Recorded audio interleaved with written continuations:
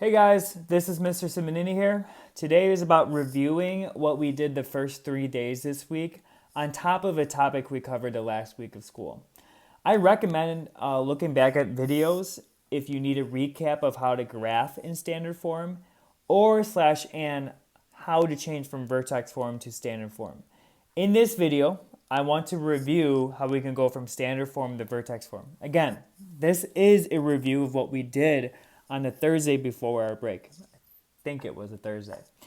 Anyways, these are like the last two questions on your homework assignment today. So, what is going to be asked of you is to go from standard form to vertex form. And the method that we use is called completing the square. So we complete the square. I got two examples here that I'm going to do with you. Now again, this is in standard form, and what we need to do is we need to set up the problem. So it's going to be y equals, and the way that we set this up is we add a blank, we do minus 6, and then we also have to subtract a blank. So we're going to add a number, and we're going to subtract that same number off. So again, what happens is, let's say we're adding 10. If we're going to add 10, we have to subtract 10 in order to make sure it stays equivalent. If you add a number and then you subtract that same number off, you're really adding 0, so you're really not changing the equation up. So in order to figure out what goes in a blank, we talked about completing. This is what completing the square is. There's a pattern out there basically where you have to do b divided by 2 squared is the formula. It's always going to be b divided by 2 squared. So in this case, it's going to be 14 divided by 2 squared, which is going to be 7 squared, which is going to be 49. So 49 is what's going to be going in my blanks. So plus 49 and minus 49. Now, what is really, really important is when you see this, you chunk this, meaning you look at this as part of the puzzle, and you look at this as the other part of the puzzle. You have two puzzle pieces. You have this and you have this. So what you do with this first puzzle piece is you factor it. And what I mean by factoring, you have to do the x method. So what are two numbers that multiply to 49, which is your c, and add to your b, which is 14? In this case, it'd be 7 and 7. 7 times 7 is 49. 7 plus 7 is 14.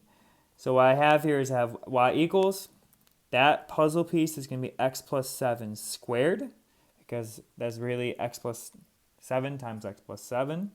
And then you got your second piece of the puzzle piece, which is going to be negative 6 minus 49, which in that case is going to be negative 55. So this will be your answer. Again, this would be your vertex form of this standard form quadratic. So again, that's really important to understand. The next part, or next example, let's say I have this, y equals x squared minus 18x plus 11. So again, what you do is you have to set up your blanks. So it'll be x squared minus 18x plus blank plus 11 minus a blank. And what you do is, again, you have to figure out b divided by 2 squared. Again, that's the formula you do to figure out what goes in your blank.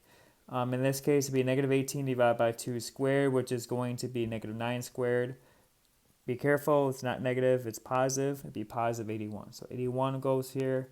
81 goes here. So plus 81 minus 81. You're really adding nothing to this equation.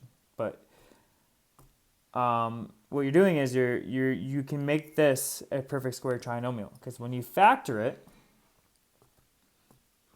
factor what are two numbers that multiply 81 and add to negative 18. In this case, you got to be careful.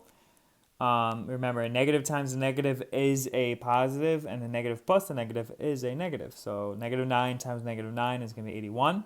Negative 9 plus negative 9 is going to be negative 18. So in this case, I have y equals x minus 9 squared. And then 11 minus 81 is going to be my second piece of the puzzle piece. And in this case, it's going to be negative 70 when you do that subtraction.